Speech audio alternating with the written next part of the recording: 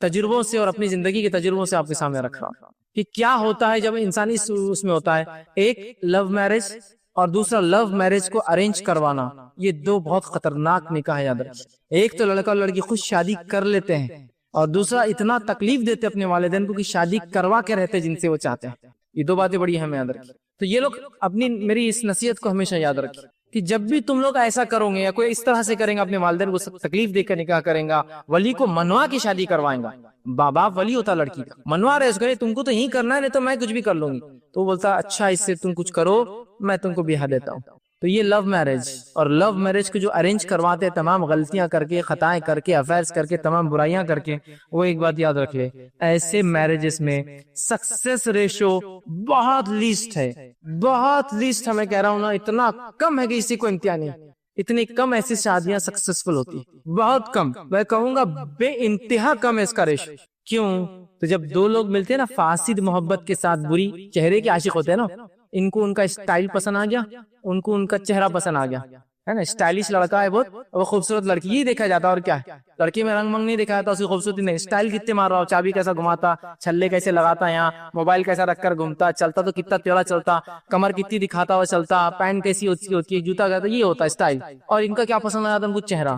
یاد رکھیے جب دو ایسے لوگ ملتے ہیں نا تو صرف اپنی اچھائیوں کو ایک دوسرے کے سامنے رکھتے ہیں جب تک وہ ملتے ہیں، لیکن جب شادی ہو جاتی ہے نا اور ایک کمرے میں پہنچ جاتے ہیں، پوری خلائیں کھل جاتی. پھر ان کے اسٹائل پورے ادھار کے تھے، ان کی اسٹائل پورے ادھار کے تھے، اور ان کی خوبصورتی 1000 روپے میں ہوتی تھی وہ روز.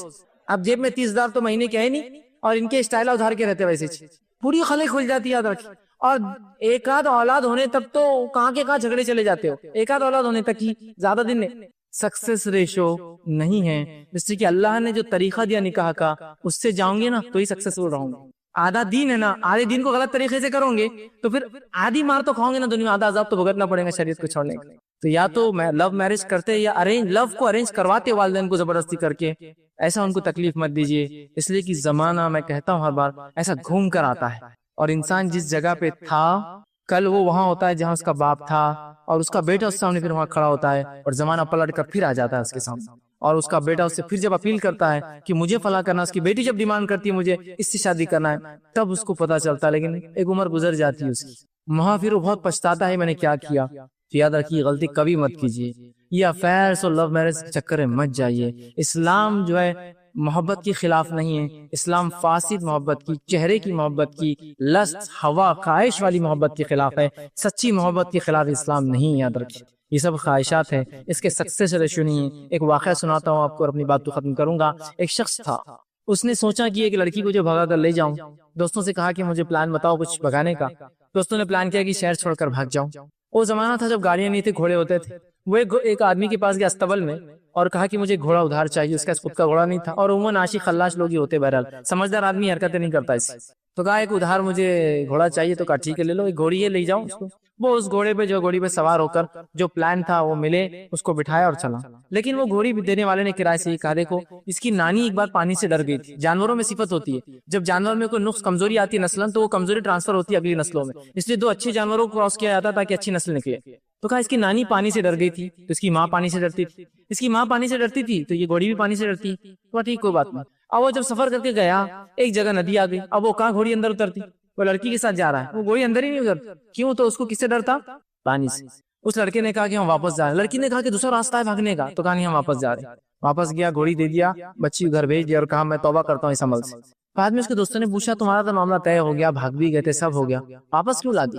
تو اس لڑکی نے بہت اچھا انالیسس، کنکلوژن نکالا تھا اس واقعے سے. اس نے کہا جب میں نے ایک گھوڑی والے سے یہ گھوڑی لیا تھا، اس نے کہا اس کی نانی پانی سے ڈری تھی، تو اس کی ماں پانی سے ڈرتی تھی، تو اس کی بیٹی پانی سے ڈرتی ہے. تو مجھے خیال ہوا اگر میں اس کو لے کر بھاگوں گا تو میری بیٹی کسی کے ساتھ بھاگ کے جائیں گی، اس کی بیٹی کسی کے ساتھ بھاگ کے جائیں گی. اور یہ ہوتا ہے، یاد رکھیں، جن لوگوں نے لو میرج کیے نا ان کے بچے بھی اسی طرح اسی نقش قدم پر چلتے ہیں.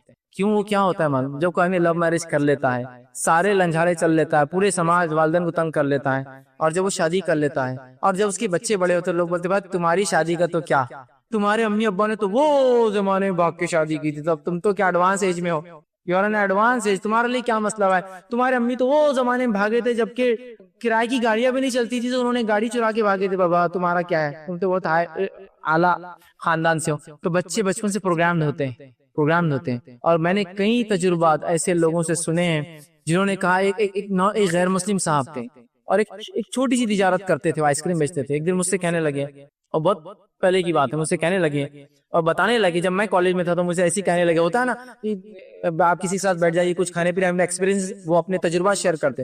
تو مجھ سے کہا کہ دیکھو تم نوجوان لڑکے ہو, کبھی جو بھاگ کے شادی نہیں کرنا بیٹا. تو میں نے کہا آپ کو کیا کسی نے کچھ بتایا کہ میرے بارے میں بھاگ کے شادی کر رہا ہوں اور میری عمر شادی کی ہے کیا؟ نہیں میں خالی بول رہا ہوں, ابھی تم بڑے ہوں گے, کالج جائیں گے تو ایسا نہیں کرنا. میں نے کہا کیوں؟ تو کہا جب میں جوان تھا تو میں نے بھاگ کر شادی کیا تھا. تو میں نے اس سے کیا ہوا؟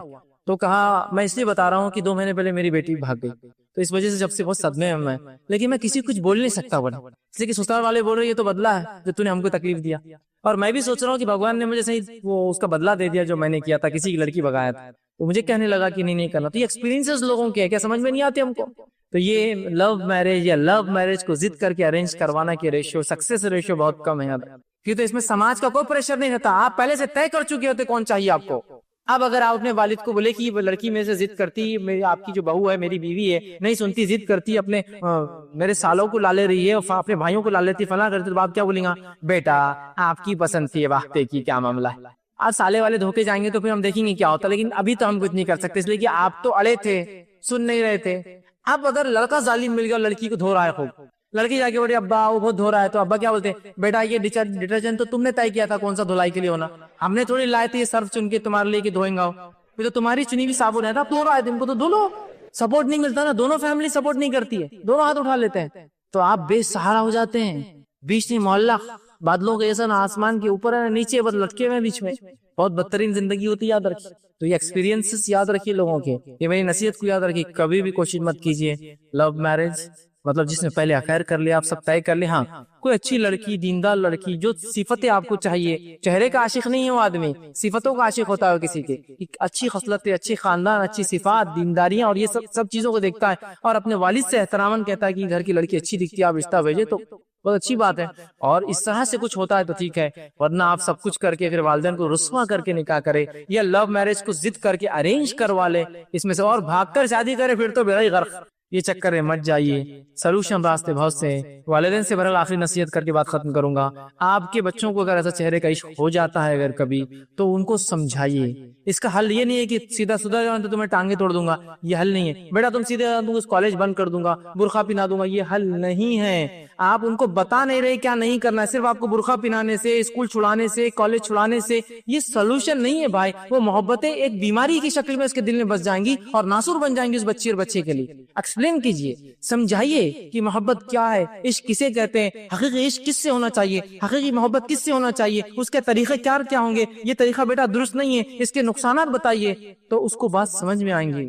خالی روک دینے سے, ضد پڑ جانے سے, ہمارے خاندان میں ایسا نہیں ہوا, دیکھیے یہ بات صحیح آپ کے خاندان میں نہیں ہوا ہوگا. زمانہ کس رفتار سے چل رہا ہے آپ کو سمجھنا پڑے گا, برائیاں کس رفتار سے پھیل رہی اس کو سمجھنا پڑے گا. آپ نے خود تعلیم اور تربیت کے لیے کوئی نظم ان کے باندھا نہیں, ان کی کوئی تربیت نہیں کی بچپن میں, آپ کو یہ بھی سوچنا پڑے گا. اس کے بعد اب جو ہو گیا اس کے حل نکالنے کی طرف جائیے, اپنی انا اور ضد کو مت بیچ میں لائیے, ورنہ والدین ضد کرتے ہیں, ضد مت کیجیے. ابھی بات سنجیدگی سے سمجھنے اور سمجھانے کی ہے, منانے کی ہے, حقیقتوں کو سمجھانے کی ہے, محبت کیا ہوتی ہے بتانے کی ہے. آپ خالی روک دیں گے یہاں نہیں, فون بند کر دو, برقع پہنا دو, کالج چھڑا دو, یہ حل نہیں ہے. آپ کو ایکسپلین کرنا ہے, ان کو سمجھانا ہے, ان کے دلوں میں اللہ اس کے رسول کی محبتوں کو بٹھانا ہے, تاکہ یہ فاسد محبتیں ان کے دل میں جگہ ہی نہیں رکھ سکتے. حقیقی محبت جو میاں بیوی کی ہوتی ہے, انسان کو دوسرے سے ہوتی ہے, یہ محبت الگ ہے, یہ شادی کے بعد ہوتی ہے, اس سے پہلے جو ہوتی ہے وہ چہرے کا عشق ہوتا ہے. شریعت میں اس کی کوئی گنجائش نہیں ہے. میں اسی پہ اپنی بات کو ختم کروں گا.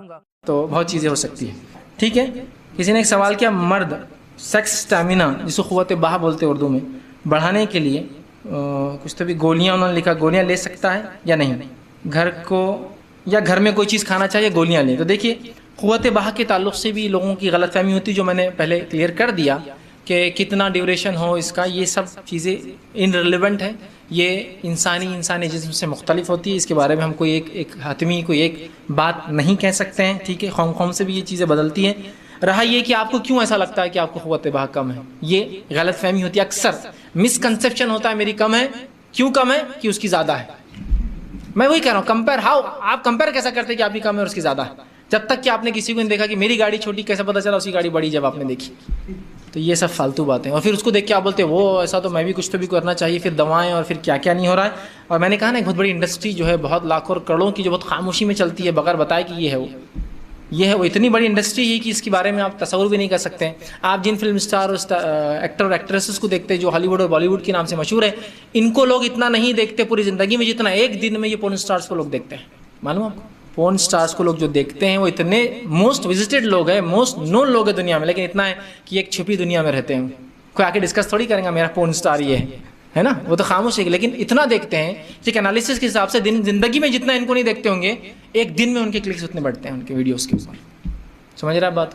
تو یہ سب اسی کا نتیجہ یاد رکھیے. تو یہ تمام چیزیں چھوڑ دیں. ہاں حقیقتاً آپ کو اگر ایسا کوئی مرض ہے جس میں دونوں چیزیں آ سکتی ہیں، اسٹیمینا کم ہے، یا جس کو ایک ادر لینگویج میں بولیں گے پری میچور ایجیکولیشن جس کو بولتے ہیں، وقت سے پہلے، تو اس کے لیے آپ اچھے ڈاکٹر سے کنسلٹ کریں، ان کو آپ بتائیں.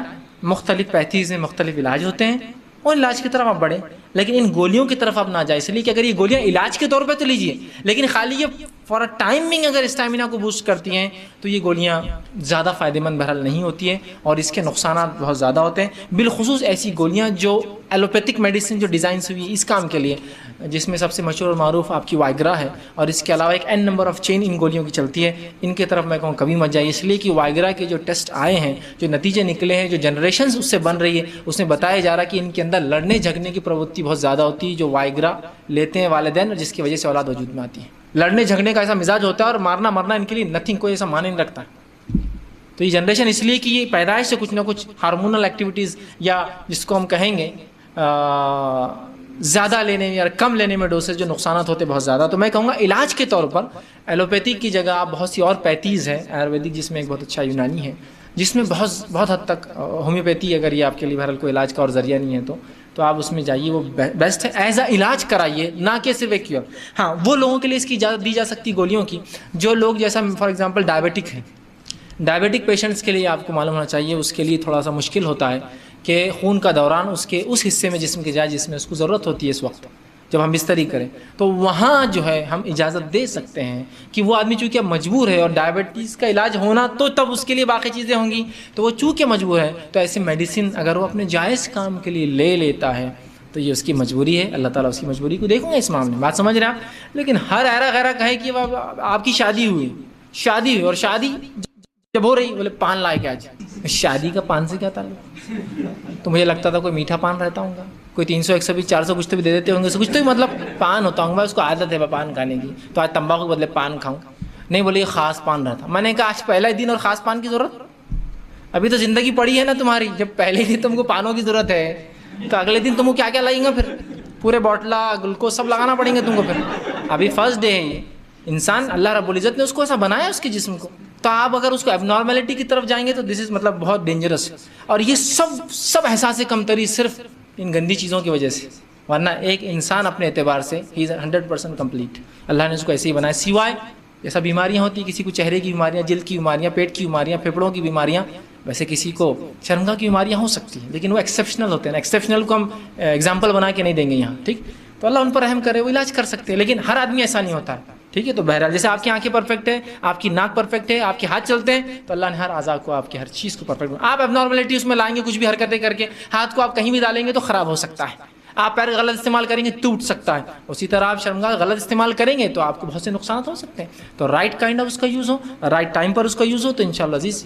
اور اگر واقعی میں کوئی بیماری ہے تو علاج کی طرف جائیے، لیکن ہرگز یہ دواؤں کا عام اعتبار سے استعمال کرنا، یا لوگ شادی بھی ہوتی بھی نہیں اور مختلف نسخے کھا رہے ہیں، یہ تو اللہ نے بنایا آپ کو. اس کے بعد کوئی کمزوریاں آتی ہیں تو دین یو کین گو، دیکھو اس کے لیے علاج کرو، ایک الگ چیز ہے، کچھ کرے. دوسری چیز، جب بیوی سے پہلی بار خلوت مطلب علیحدگی میں جہاں کوئی آپ کو نہ دیکھ رہا ہو، جب خلوت میں ملاقات ہو، تو آپ صلی اللہ علیہ وسلم نے فرمایا کہ جب خلوت میں بیوی سے پہلی بار ملے، اور یہ عمل ایک بار کے لیے ہے صرف جو اب میں عمل بیان کر رہا ہوں، تو آپ نے فرمایا کہ جب ملے تو اس بسم اللہ کہے، اللہ کا نام لے، اور بیوی کا جو سر کا سامنے کا حصہ ہوتا ہے بالوں کا، ٹھیک، اس کو اپنے سیدھے ہاتھ سے پکڑے، ٹھیک، سیدھے ہاتھ سے پکڑے.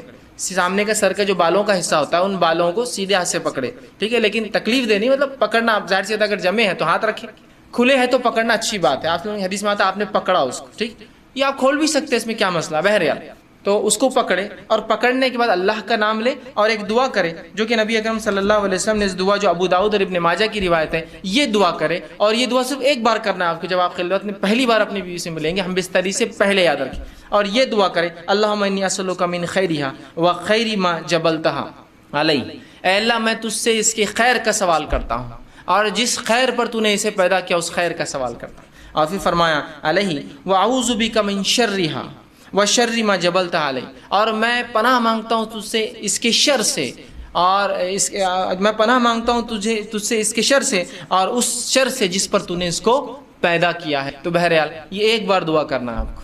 دیکھیے دعا کتنی دیکھیے اہم اور کتنی اچھی ہے کہ اللہ میں سوال کرتا ہوں تجھ سے اس کی خیر کا, اس خیر کا جس پہ تو نے اسے پیدا کیا ہے, اور اس خیر کا جسے پیدا کیا, اور تجھ سے پناہ مانگتا ہوں اس کے شر سے اور جس شر پہ تو نے اس کو پیدا کیا ہے. یہ پہلی بار آپ کریں گے. اس کے بعد اب جب ہم بستری کا ارادہ کرتے ہیں تو اسی طرح نبی اکرم صلی اللہ علیہ وسلم فرماتے ہیں, اور ایک حدیث کا بالکل ایک جملہ متفقہ علیہ روایت ہے, حدیث کافی طویل ہے, اس کا آخری حصہ ہے آپ نے فرمایا جس کے راوی جو ہے جابر رضی اللہ عنہ ہے, اور انہوں نے جب نکاح کیا تو انہوں نے ایک جو ہے بیوہ سے نکاح کیا. نبی اکرم صلی اللہ علیہ وسلم سے سوال کیا جب انہوں نے کہا اللہ کے رسول میں نکاح کیا, تو کہا کس سے, بیوہ یا کنواری؟ تو کہا بیوہ سے.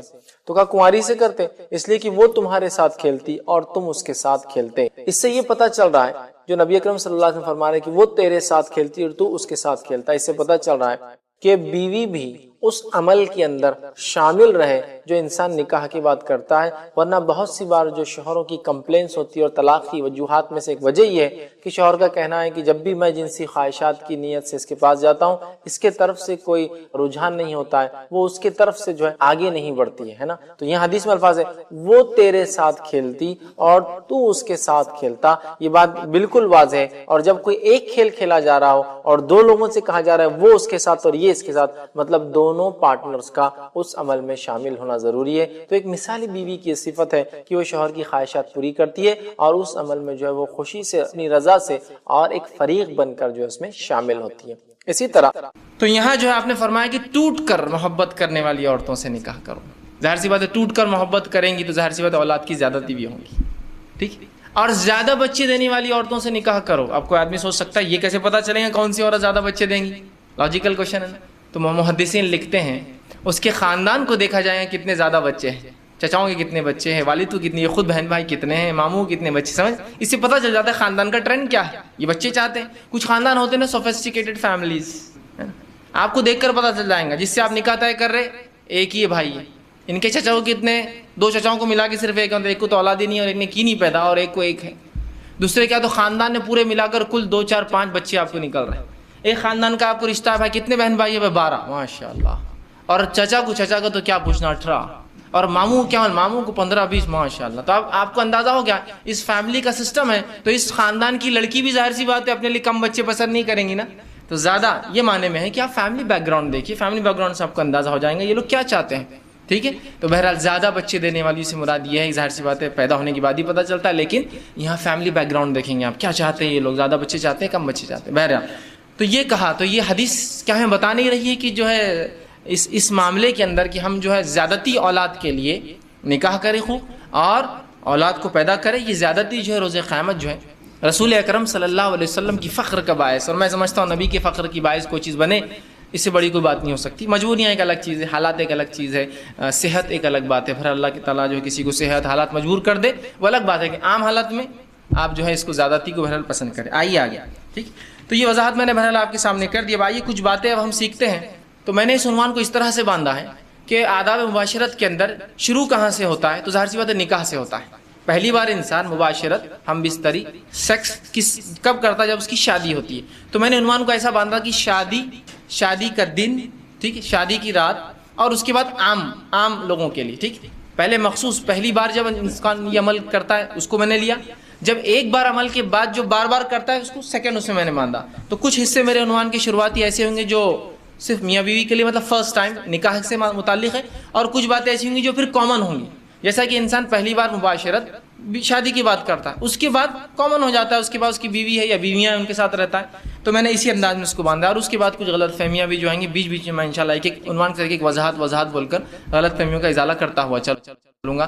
جو جس کو کہتے ہیں مطلب سوالات ہوتے ہیں، مس کنسیپشنس ہوتے ہیں، یا جس کو کہیں گے مس نوماز ہوتے ہیں، لوگ مختلف چیزوں کو مختلف نام دے کے مختلف بہانے اور مختلف باتیں کرتے ہیں، تو ان کو میں کلیئریفیکیشن انشاءاللہ عزیز بیچ میں کرتا جاؤں گا. سب سے پہلی چیز، جب انسان نکاح کرے تو اپنی بیوی کے ساتھ الفت اور محبت کا معاملہ رکھے، اور جب اس کا نکاح ہو تو پہلی رات یا جب پہلی بار ملے اسے کچھ تحفہ یا کچھ کھانے کی چیز دے. یہ سنت سے ثابت ہے، یاد رکھیں. نبی اکرم صلی اللہ علیہ وسلم کے تعلق سے آتا ہے، مسند احمد کی روایت ہے، اور اسماء بنت یزید جو ہے رضی اللہ عنہا اس کی راوی ہے، وہ کہتی ہیں اور فرماتی ہے کہ نبی اکرم صلی اللہ علیہ وسلم کا جب نکاح ہوا تو حضرت عائشہ رضی اللہ عنہا کو میں نے ہی تیار کیا، میں نے ہی آپ کو سجایا، میں نے ہی آپ کو تیار کیا. جب میں نے آپ کو تیار کیا اور اس کے بعد یہ کہلوا بھیجا نبی اکرم صلی اللہ علیہ وسلم کو کہ عائشہ تیار ہے، نبی اکرم صلی اللہ علیہ وسلم ان کے پاس آئے. آپ کو ایک دودھ کا پیالہ دیا گیا، رسول اکرم صلی اللہ علیہ وسلم نے اس دودھ کے پیالے سے دودھ پیا اور پھر اس پیالے کو عائشہ کی طرف بڑھا دیا رضی اللہ عنہا. عائشہ نے وہ فرماتی ہے کہ تھوڑا ان کو شرم آئی، جھجک محسوس ہوئی، تو آپ نے انکار کر دیا. اسماء کہتی ہے کہ میں نے غصہ کیا اور انہیں ڈانٹا اور کہا رسول اللہ دے رہے ہیں نا، پھر تم کیوں نہیں لے رہی ہو؟ تو انہوں نے اس کو لیا اور تھوڑا سا پی لیا. اس کے بعد رسول اکرم صلی اللہ علیہ وسلم نے فرمایا تم لوگ بھی پیو. اور بھی عورتیں بیٹھی تھی، چونکہ عائشہ رضی اللہ عورتوں میں تھی اور ظاہر سی بات ہے وہ عورتیں پردے میں تھی، تو کہا تم عورتیں بھی پیو. ٹھیک ہے. تو انہوں نے کہا اللہ کے رسول صلی اللہ علیہ وسلم آپ پہلے پی لے زیادہ بہتر ہوگا. پھر رسول اللہ نے دوسری بار پھر پیا. اس کو پی کر جو آپ نے پھر عورت جو اسماء رضی اللہ عنہا کو دیا. وہ کہتی ہے کہ میں نے وہ گلاس لیا اور اس کو میں پلٹانے لگی، گھمانے لگی، تاکہ میں بھی وہیں ہونٹ لگاؤں جہاں رسول اکرم صلی اللہ علیہ وسلم نے ہونٹ لگایا تھا. اس سے پتہ چلا کہ صحابہ کے ساتھ ساتھ صحابیات بھی کتنا محبت رسول اکرم صلی اللہ علیہ وسلم سے کرتی تھی. یہ محبت کا تقاضا ہے، جس سے آپ محبت کرتے ہیں اس کی ہر چیز کو آپ پسند کریں. جہاں سے آپ نے پیا وہاں سے پینا پسند. تو وہ کہتی ہے میں خاموشی سے لوگ نہ دیکھے گھما رہی تھی تاکہ وہاں سے پیوں جہاں سے رسول اکرم صلی اللہ علیہ وسلم نے پیا. اس کے بعد جب میں پی چکی تو رسول اللہ نے دوسری عورتوں سے کہا تم بھی پی لو. عورتوں نے شرما کر کہا کہ اللہ کے رسول نہیں تعالی. آپ نے کہا کہ دیکھو دو چیزیں ایک ساتھ نہیں ہو سکتی، بھوک اور جھوٹ. پی لو. مطلب کیوں شرما رہی ہو؟ پی لو. تم کو بھوک ہے میں جانتا ہوں، لیکن تم جھوٹ بول رہی ہو تکلف میں کہ نہیں ہم نے پی لیا. کہا پی لو، اور پھر نو عورتوں نے بھی پی لیا. سمجھ رہے ہیں؟ تو یہاں رسول اکرم صلی اللہ علیہ وسلم پہلی بار اپنی بیوی سے ملے عائشہ رضی اللہ عنہا، تو آپ نے کچھ دیا، مطلب کھانے پینے کی چیز. اور یہ بھی رحمت کا ایک حصہ کہ انسان کچھ کھلا پلا. بہت سے لوگ کنجوس ہوتے ہیں، کچھ کھلاتے پلاتے نہیں کسی کی، نہ اپنی بیوی کو، نہ بچوں کو، نہ کسی کی. تو بہرحال بیوی سے جب پہلی بار ملے تو کچھ کھانے پینے کا دے. کچھ بھی ہو سکتا ہے آج کے دور کے اندر، آپ مٹھائی لے جا سکتے ہیں، اینی تھنگ، مطلب کچھ بھی ہو سکتا ہے جو محبت اور الفت بڑھانے کے لیے. اور کھانا پینا ایک ایسی چیز ہوتی ہے جس کے کرنے سے لوگوں میں آپ کی طرف محبت مائل ہوتی ہے. آپ دیکھیے کسی کو آپ بلانا چاہتے ہیں، کسی سے کچھ کام کروانا چاہتے ہیں تو کیا کرتے ہیں؟ چلو ڈھابے پر، چلو کھانے پر. سر گھر پہ کب آ رہے ہیں آپ کھانے کی؟ تو پروموشن چاہیے آپ کو. ٹھیک. تو بہرحال کھانا ایک وہ ہے. تو یہاں شریعت نے کہا بیوی سے بھی الفت محبت کرو. تو پہلی بار جب آپ بیوی سے ملے تو چونکہ ہم بستری شروع ہوتی ہے اسی عمل کے بعد، اس لیے میں اس کو بھی رکھ رہا ہوں، تو کھلائے پلائے کچھ دے. اور یہ کچھ بھی ہو سکتا ہے، آپ کے علاقے، سماج، ماحول کے اعتبار سے چیزیں XYZ بدل سکتی ہیں. ٹھیک ہے بہرحال تو کچھ نہ کچھ کرے. دوسری چیز، جب بیوی سے پہلی بار خلوت مطلب علیحدگی میں جہاں کوئی آپ کو نہ دیکھ رہا ہو، جب خلوت میں ملاقات ہو، تو آپ صلی اللہ علیہ وسلم نے فرمایا کہ جب خلوت میں بیوی سے پہلی بار ملے، اور یہ عمل ایک بار کے لیے ہے صرف جو اب میں عمل بیان کر رہا ہوں، تو آپ نے فرمایا کہ جب ملے تو اس بسم اللہ کہے، اللہ کا نام لے، اور بیوی کا جو سر کا سامنے کا حصہ ہوتا ہے بالوں کا، ٹھیک، اس کو اپنے سیدھے ہاتھ سے پکڑے. ٹھیک، سیدھے ہاتھ سے پکڑے. سامنے کا سر کا جو بالوں کا حصہ ہوتا ہے ان بالوں کو سیدھے ہاتھ سے پکڑے. ٹھیک ہے، لیکن تکلیف دینی مطلب پکڑنا. آپ ظاہر سے اگر جمے ہیں تو ہاتھ رکھیں، کھلے ہیں تو پکڑنا اچھی بات ہے. آپ نے حدیث میں آتا آپ نے پکڑا اس کو. ٹھیک، یہ آپ کھول بھی سکتے ہیں، اس میں کیا مسئلہ. بہرحال تو اس کو پکڑے اور پکڑنے کے بعد اللہ کا نام لے اور ایک دعا کرے جو کہ نبی اکرم صلی اللہ علیہ وسلم نے اس دعا جو ابو داؤد اور ابن ماجہ کی روایت ہے یہ دعا کرے. اور یہ دعا صرف ایک بار کرنا ہے آپ کو جب آپ خلوت میں پہلی بار اپنی بیوی سے ملیں گے. ہم بستری سے پہلے یاد رکھیں. اور یہ دعا کرے اللہم انی اسألک من خیرہا وخیر ما جبلتہا علی. اے اللہ میں تجھ سے اس کے خیر کا سوال کرتا ہوں اور جس خیر پر تو نے اسے پیدا کیا اس خیر کا سوال کرتا ہوں. اور پھر فرمایا علیہ واعوذ بک من شرہا وشر ما جبلتہا علی. اور میں پناہ مانگتا ہوں تجھ سے اس کے شر سے، اور میں پناہ مانگتا ہوں تجھ سے اس کے شر سے اور اس شر سے جس پر تو نے اس کو پیدا کیا ہے. ٹھیک ہے، تو بہرحال یہ ایک بار دعا کرنا ہے آپ کو. دیکھیے دعا کتنی دیکھیے اہم اور کتنی اچھی ہے کہ اللہ میں سوال کرتا ہوں تجھ سے اس کی خیر کا، اس خیر کا جس پہ تو نے اسے پیدا کیا ہے، اور اس خیر کا جسے پیدا کیا، اور تجھ سے پناہ مانگتا ہوں اس کے شر سے اور جس شر پہ تو نے اس کو پیدا کیا ہے. یہ پہلی بار آپ کریں گے. اس کے بعد اب جب ہم بستری کا ارادہ کرتے ہیں تو اس سے پہلے آپ ایک اور دعا کریں گے. یہ دعا کامن ہے, ہر آدمی کو ہر بار ہم بستری سے پہلے یہ دعا کرنی چاہیے. یہ بہت اہم دعا ہے. لوگ پوچھتے ہیں نہیں کرے تو کیا ہوا, نہیں کرے تو کیا ہوا, نہیں بولے تو کیا ہوا, بہت سی چیزیں ہوتی ہیں. تو میں ہمیشہ سوال کرتا ہوں لوگوں سے, چلیے آپ گاڑی چلاتے ہیں, کار ٹو ویلر چلاتے ہیں, اور ہاں سیٹ نہیں ہوئی تو کیا ہوا, ہارن نہیں ہوا تو کیا ہوا, انڈیکیٹر نہیں چلے تو کیا ہوا, مڈ گارڈ نہیں رہا تو کیا ہوا, ساری گارڈ نہیں رہا تو کیا ہوا, بمپرس نہیں رہے تو کیا ہوا, ہے نا. تو آپ بولتے ہیں نہیں اچھی نہیں دکھتی نا گاڑی. مطلب آپ کمپلیشن, دنیا میں ہر چیز کمپلیشن کی طرف چاہتے ہیں, مکمل کی طرف چاہتے ہیں. سنت میں کیوں نہیں چاہتے ہر چیز مکمل کی طرف جائے؟ وہاں نہیں کرے تو مطلب ہر بار نیگیٹو کیوں, پازیٹیو کیوں نہیں کہ کر لوں تو کیا, ہر بار نہیں کرے تو نہیں کرے تو ویسا نہیں کرنا چاہیے. ٹھیک, تو یاد رکھیے یہ دعا پڑھے اور بہت خیر ہے اس دعا کے اندر. ٹھیک ہے, تو آپ صلی اللہ علیہ وسلم جو ہے, معاف کرنا بہرحال وہ دعا سے پہلے ایک چیز میں بھول گیا تھا, وہ یہ کہ جب انسان ہم بستری سے ارادہ کرے تو اس سے پہلے نکاح کی رات جو ہے نماز پڑھنا بھی یاد رکھیے. یہ عمل بھی جو ہے صحابہ سے ملتا ہے, صحابہ سے ملتا ہے. ٹھیک, اس کے تعلق سے ایک روایت آتی ہے کہ میاں بھی اکٹھے نماز پڑھے. ایک جو ہے تابعین فرماتے ہیں, ابھی سعد ان کا نام تھا جو کہ غلام تھے, وہ کہتے ہیں میں نے غلامی کی حالت میں نکاح کیا اور اس کے بعد جو ہے ابو ذر غفاری رضی اللہ عنہ, ٹھیک ہے, اس کے بعد وہ کہتے ہیں کہ عبداللہ ابن مسعود اور حذیفہ بن یمان رضی اللہ عنہم کو دعوت دی. یہ صحابہ کو دعوت دی بڑے بڑے. یہ میرے پاس میری دعوت ولیمہ میں جو ہے دعوت میں نے دی نکاح کی, وہ میرے پاس آئے. جب میرے پاس آئے تو انہوں نے مجھ سے کہا کہ دیکھ جب تو اپنے بیوی سے قریب جانے کا ارادہ کر تو اللہ کا نام لے اور یہ دعا کر جو میں نے پہلے بتائی. اس کے بعد کہا کہ پھر تو اس کے ساتھ جو ہے 2 رکعت نماز پڑھ لے. تو آگے کھڑا ہو اور وہ پیچھے. یاد رکھیے مرد اور عورت بازو کھڑے رہ کے نماز نہیں پڑھ, چاہے میاں بیوی کیوں نہ ہو. تو آگے کھڑا رہے, وہ پیچھے کھڑی رہے اور تو 2 رکعت نماز پڑھ لے. اور پھر فرمایا اس کے بعد کیا کرنا ہے, تو بہتر جانے اور تیری بیوی بہتر جانے. ٹھیک, مطلب ان کو ایک سے ایجوکیٹ کیا بیٹھے بیٹھے دعوت میں کہ جو ہے تم جو ہے 2 رکعت نماز پڑھو. تو صحابہ سے یہ عمل ملتا ہے, تو کوئی شخص چاہے تو یہ عمل بالکل وہ کر سکتا ہے. ٹھیک ہے, کہ وہ جو ہے 2 رکعت نماز پڑھ سکتا ہے. جب 2 رکعت نماز پڑھ لی بہرحال, تو اس کے بعد جو ہے اب ہم بستری کا وقت آیا. اگر وہ اس کا ارادہ کرتا ہے تو سب سے پہلے دعا کرے. یہ دعا بڑی مشہور اور معروف ہے, صحیح بخاری کی روایت ہے اور بہت ساری کتب حدیث میں آتی ہے. آپ کرے بسم اللہ, اللہ کا نام سے آپ شروع کریں. اللہم جنبنا الشیطان و جنب الشیطان ما رزقتنا. یہ دعا یاد رکھیں, چھوٹی سی دعا, یہ دعا کر لے بسم اللہ, اللہ کے نام سے. اللہم جنبنا الشیطان, اے اللہ جو ہے ہمیں شیطان سے محفوظ رکھ. پھر آگے فرمائے وجنب الشیطان ما رزقتنا, اور اس چیز کو بھی شیطان سے محفوظ رکھ جو تو نے اس کے ذریعے رزق رکھا ہے. اور رزق یہاں مراد اولاد. مطلب اے اللہ مجھے اور میری بیوی کو شیطان سے دور رکھ, اور جو ہے میری اولاد کو بھی شیطان سے دور رکھ. دیکھیے انسان جو ہے یہاں ہم بستری کر رہا ہے, یہاں اپنے بیوی کے ساتھ سونے کی بات ہو رہی ہے, یہاں سیکس کی بات ہو رہی ہے, اس کے بعد بھی یہاں تعلیم دی جا رہی ہے, ایجوکیٹ کیا جا رہا ہے اور کہا جا رہا ہے کہ ٹھیک ہے نفسانی خواہشات کو پورا کرنا ہے لیکن ہوس کے شکار مت بنو. یہاں بھی اللہ کا نام لے کے شیطان سے پناہ مانگی جا رہی. دیکھیے اس عمل میں بھی کیسا پاکیزہ اور کیسا مطہرہ یہ دین ہے, یاد رکھیں. بہرحال اب یہ دعا آپ نے کی, ٹھیک ہے, اب دعا کے بعد آپ بستری کر سکتے ہیں. لیکن یہ بات بہت ضروری ہے جو ہمیں سمجھنا ہے کہ جب شریعت نے مرد کو اجازت دی نکاح کی اور عورت کے ساتھ ہم بستری کرنے کی, تو یہ اجازت کو حاکم اور محکوم والا رشتہ نہیں ہے, مالک اور غلام والا رشتہ نہیں ہے. سمجھ رہے آپ بات کو؟ ورنہ ہوتا ہی کہ جب یہ موقع انسان کو مل جاتا ہے مرد کو پہلی بار, تو وہ بالکل ایک عورت کو اپنا شکار سمجھتا ہے. ہر آدمی ایسا نہیں ہوتا لیکن کچھ لوگ ہوتے ہیں ایسے. وہ سمجھتا ہے وہ شکار ہے اور میں آقا ہوں اور یہ غلام ہے, میں حاکم اور یہ میری محکوم ہے. ٹھیک, اور لہٰذا وہ اس پر ٹوٹ پڑتا ہے جانوروں کی طرح. اندازہ لگائیے ایک عورت کے ساتھ اگر آپ یہ سلوک کریں گے جو آپ کی بیوی اور زندگی بھر رہنے والی, شریک حیات کہا جاتا ہے نا بیوی کو, شریک حیات مطلب لائف پارٹنر ہے آپ کی, پوری زندگی آپ کے ساتھ شریک رہیں گی. اور اگر پہلی رات آپ ساتھ یہ بدتمیزی کریں گے کہ آپ بتائیں گے کہ میں نے نکاح خالص صرف اپنی ہوس کو پورا کرنا کیا. ٹھیک ہے, الفت اور محبت ایک چیز ہے, لو ایک چیز ہوتی ہے, کہ لسٹ ایک چیز ہوتی ہے انگلش کے اندر. اردو میں جیسے کہتے ہیں ایک محبت ہوتی ہے اور ایک ہوس ہوتی ہے. تو ہمیں محبت کی اجازت ہے, ہوس پوری نہیں کرنا ہے.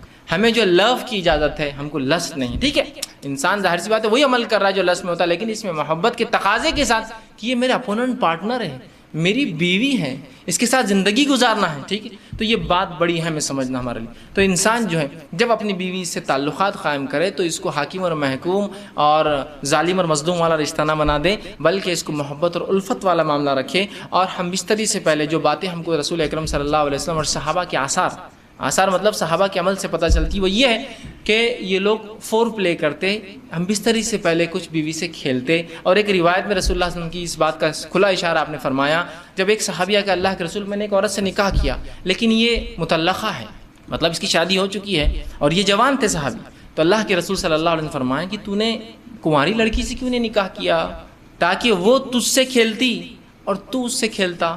تو کہا اللہ کے رسول میری مجبوری تھی، میرے والدہ کا انتقال ہو گیا اور میری 3 چھوٹی چھوٹی بہنیں ہیں، اگر میں کوئی کنواری لڑکی لاتا تو وہ میری بہنوں کی دیکھ بھال برابر سے نہیں کر پاتی۔ جب میں نے ایسی عورت کو لایا نکاح میں جو مطلقہ ہے، اس کو پریویس ایکسپیرینس ہے زندگی کا، وہ زندگی سماج میں گزار چکی ہے، وہ میری بہنوں کی اچھے سے تربیت کر سکتی ہے۔ اس حدیث سے ایک بات اور پتہ چلی، نکاح میں بہت سارے مقاصد انسان رکھ سکتا ہے نکاح کے لیے۔ تو ایک مقصد یہ بھی تھا ان کا کہ محبت کے ساتھ ساتھ بچیوں کے لیے کچھ، میری بہنوں کے لیے کچھ ایسی عورت آ جائے جو میری ان کی بھابھی ہو لیکن ایک ماں جیسا ہو۔ تو ظاہر سی بات ہے ایک کنواری لڑکی یہ سب نہیں کر سکتی تھی، ٹھیک ہے۔ لیکن اس حدیث میں رسول اللہ نے جو فرمایا تو اس کے ساتھ کھیل اور وہ تیرے ساتھ کھیلے، تو یہ محبت جو ہے یہ ہم بستری سے پہلے انسان فور پلے کرے، کھیلے اس سے، مطلب اس کو راضی کرے اور منوائے اس عمل کے لیے، اس لیے کہ ہیومن بینگ جو انسان ہوتے ہیں وہ میکینیکل عمل نہیں کر سکتے۔ میکینیکل سمجھتے مشینیں ہوتی، مشینوں کا معاملہ ہوتا ہے کہ آپ نے جب بٹن دباؤ میکینیکلی شروع ہو جاتی، لیکن انسان جو ہوتے ہیں ویسے میکینیکل نہیں ہوتے، ان کو ذہنی تیار ہونا پڑتا ہے، پھر جسمانی فزیکل ریڈی ہونا پڑتا ہے، اس کے بعد انسان کچھ اعمال کر سکتا ہے۔ یاد رکھ، جیسے آپ کو کس سے ڈیل کرنا ہے کوئی انسان سے، تو بہت ساری باتیں ہوں گی، ملاقاتیں ہوں گی، ٹھیک ہے، اس کے بعد کوئی ڈیلنگ فائنل تک پہنچیں گے، سیم ویسی ہوتا ہے۔ تو اس بات کو ذہن میں رکھیں، اور بالخصوص پہلی رات میں تو آپ خاص طور سے اس کو یہ نہ کریں کہ ٹوٹ پڑنے کا معاملہ کرے، بلکہ سنت کو لحاظ رکھتے ہوئے، شریعت کا لحاظ رکھتے ہوئے، انسانی ذہنیتوں کا لحاظ رکھتے ہوئے، سامنے والے فریق کی، آپ کی بیوی کی عمر کا لحاظ بھی رکھ سکتے ہیں۔ ہو سکتا ہے کوئی انسان 40 سال کا اور نکاح 20 سال سے کیا ہو، جائز ہے بالکل، تو اب یہاں سمجھنا پڑے گا اس کی عمر کا تقاضا وہ کم ہے، تو ظاہر سی بات ہے، سمجھ رہے ہیں آپ بات کو، یہ تمام چیزیں آپ جو ہے ذہن میں انسان رکھیں۔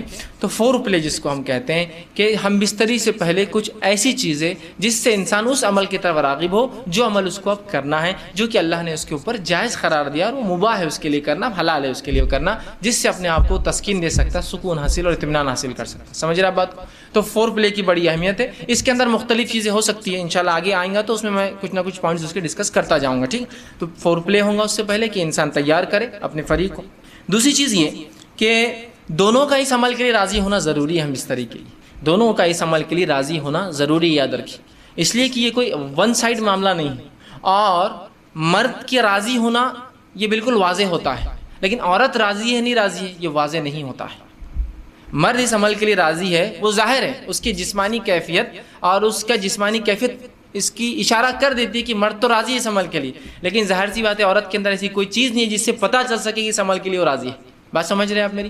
ٹھیک، تو ظاہر سی بات ہے دونوں کی رضامندی ضروری ہے۔ تو مرد راضی ہے عورت سمجھ سکتی ہے، لیکن عورت راضی ہے مرد سمجھ نہیں سکتا ہے، اس کے ظاہر سی بات ہے جسمانی اعتبار سے، تو اس کو اس معاملے میں تیار کرنا ہوگا، اس کو اس معاملے میں پوچھ سکتے ہیں آپ، اس کو اس معاملے میں اس کی بھی حامی لے سکتے ہیں آپ، اور حامی اس کا ہاں ہر بار زبان سے بولنا نہیں ہے، کچھ باتیں آپ سمجھ سکتے ہیں جس کا ہاں ہوتی ہے، سمجھے نا، انسان کی آنکھوں کے اشارے، جسمانی ہوا جس سے انسان سمجھ سکتا ہے کہ اس کا معنی ہاں ہے۔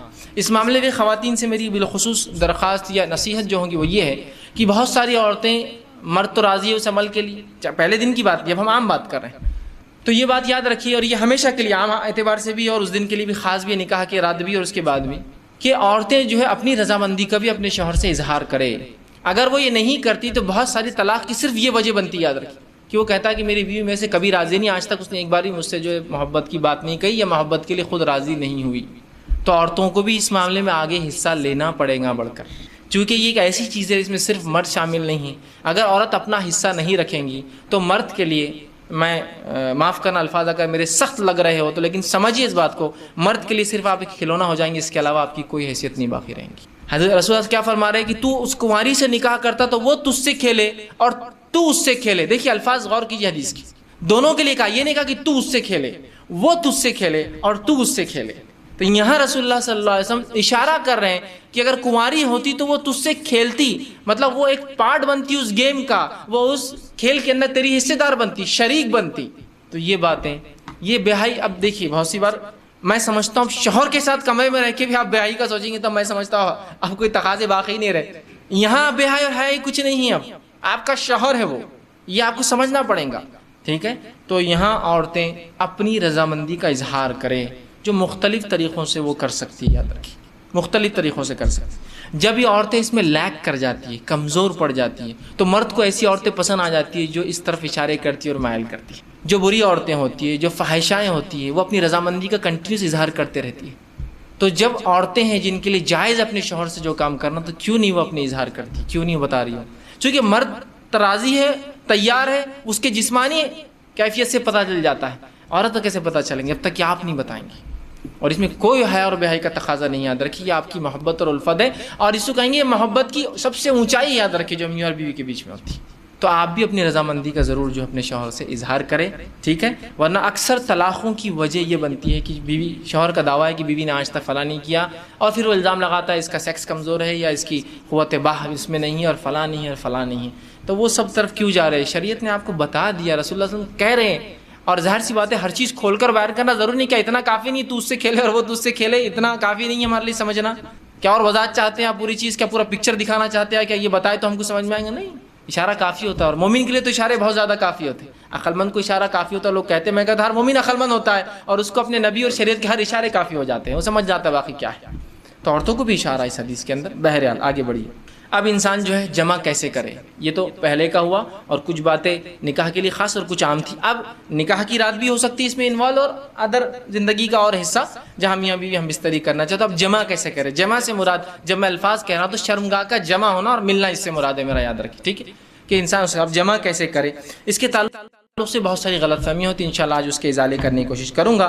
اب انسان اپنی بیوی سے کیسے جمع کر سکتا ہے؟ آئیے اللہ رب العزت کا جواب اپنی کتاب، اس کی کتاب میں جس نے دیا اس سے ہم شروع کرتے ہیں۔ اللہ رب العزت فرماتا اور کہتا ہے سورہ بقرہ سورہ نمبر 2 آیت نمبر 223، اور فرماتا ہے نساء حرث لکم فأتوا حرثکم ان شئتم، کہ اللہ فرماتا اور کہتا ہے تمہاری عورتیں تمہارے لیے کھیتیاں ہیں، اور تم جس طرح سے چاہو اپنی کھیتیوں میں آؤ۔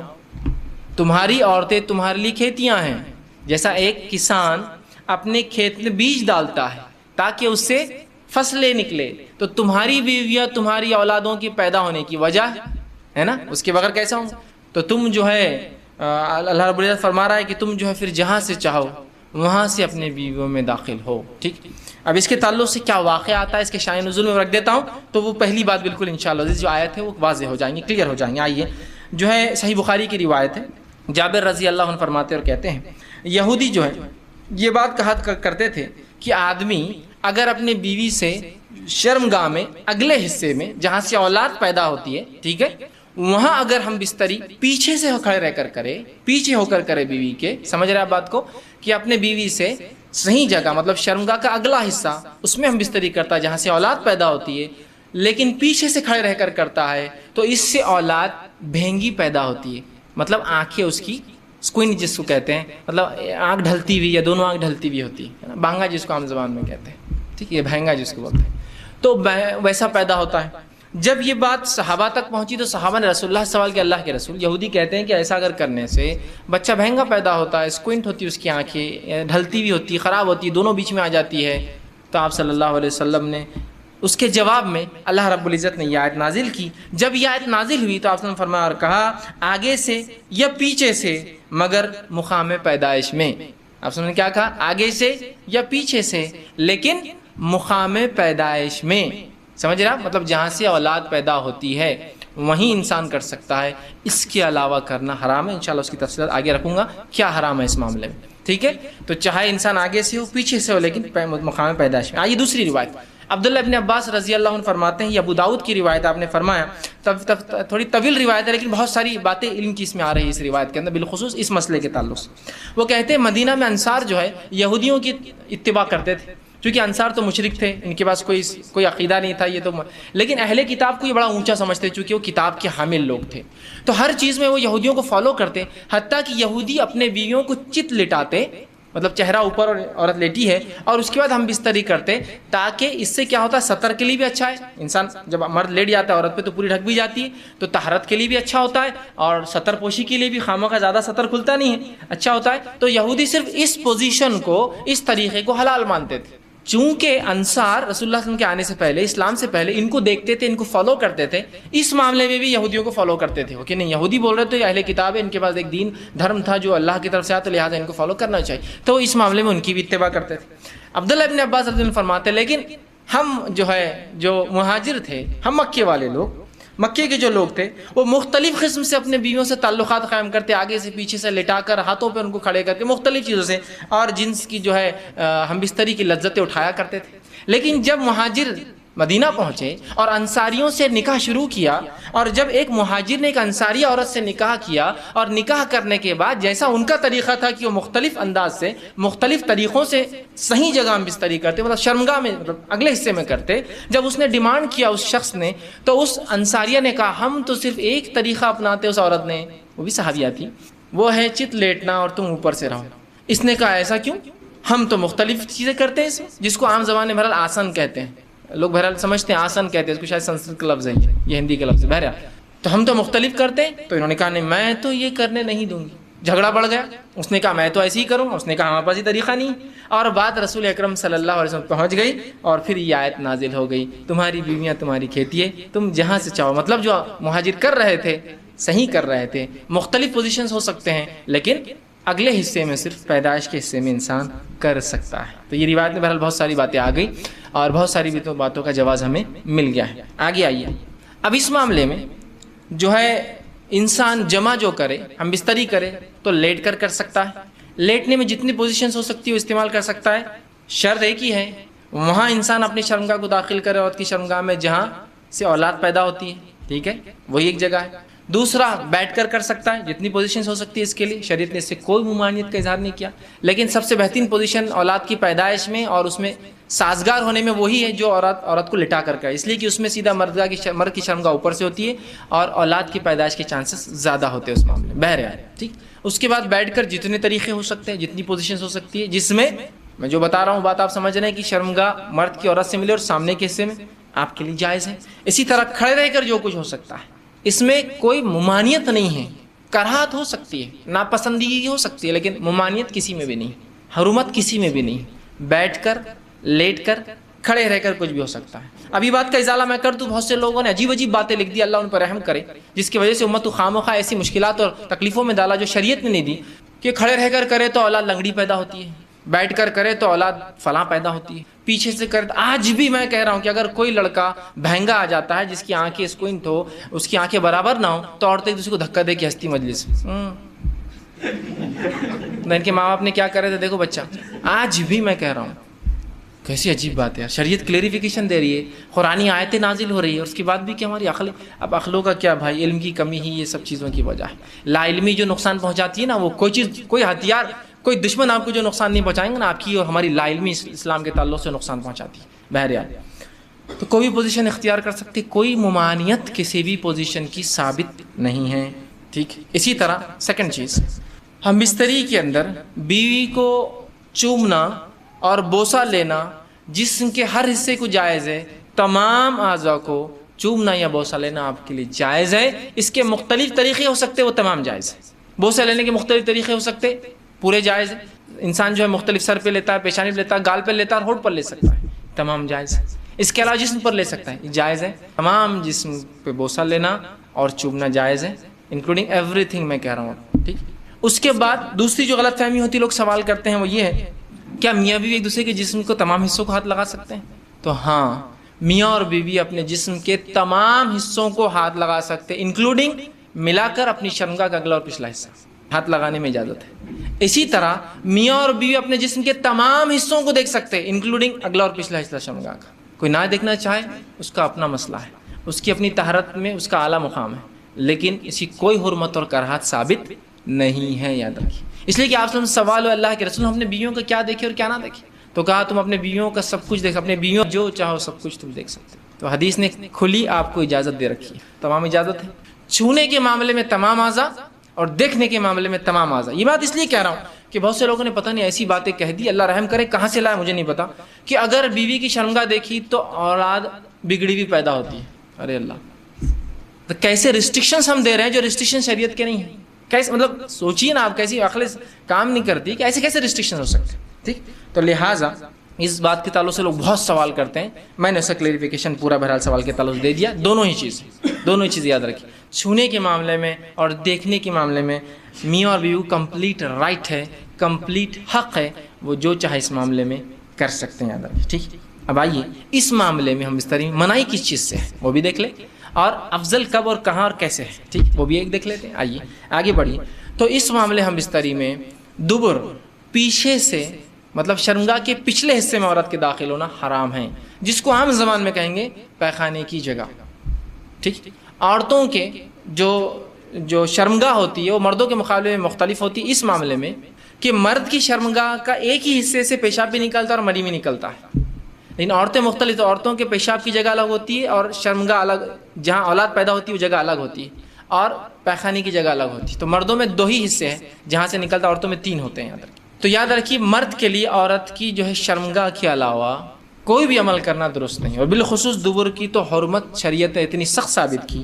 مسند احمد کی روایت جو ہے ام سلمہ رضی اللہ عنہ فرماتی ہیں جب مہاجرین انصار کے پاس مدینہ آئے تو ان کی عورتوں سے جو ہے شادیاں رچائی.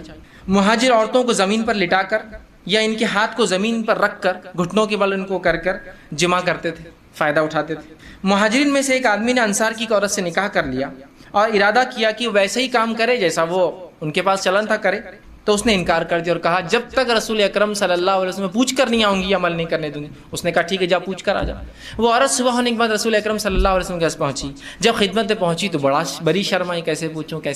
تو ام سلمہ رضی اللہ عنہا جو آپ کی بیوی تھی ان سے کہا کہ ذرا آپ رسول اللہ سے پوچھ دیجئے نا کہ یہ عمل کیا جائز ہے. تو آپ صلی اللہ علیہ وسلم نے یہ آیت پڑھی جو آیت نازل ہوئی تھی سورہ بقرہ کی، میں نے پہلے لکھ دی، نساؤکم حرث لکم فاتوا حرثکم انا شئتم. تمہاری بیویاں تمہاری کھیتی ہے، جہاں سے چاہو داخل ہو جاؤ.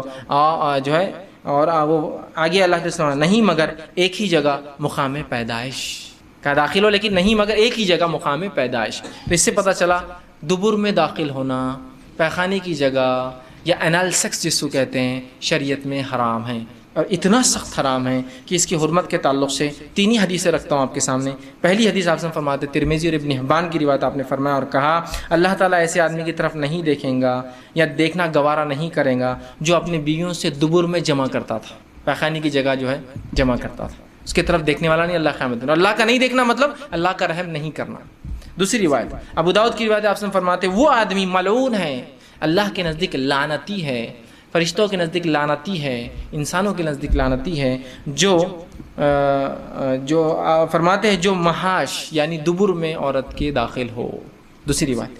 تیسری روایت بہت سخت ہے، آپ سے فرماتے ہیں نسائی کی روایت آپ نے فرمایا جس آدمی نے حائضہ عورت سے ہم بستری کی، جس آدمی نے اپنے بیوی سے دبر میں دخل کیا، اور جس آدمی نے یا عورت نے جو ہے کسی کاہن کے پاس جایا، نجومی کے پاس گیا اور اس کی بات کی تصدیق کی، ہاں یہ تو صحیح کہہ رہا ہے، اس نے اس چیز کا انکار کیا جو محمد پر نازل ہوئی ہے، مطلب وہ شریعت کا منکر ہے، وہ کافر ہے.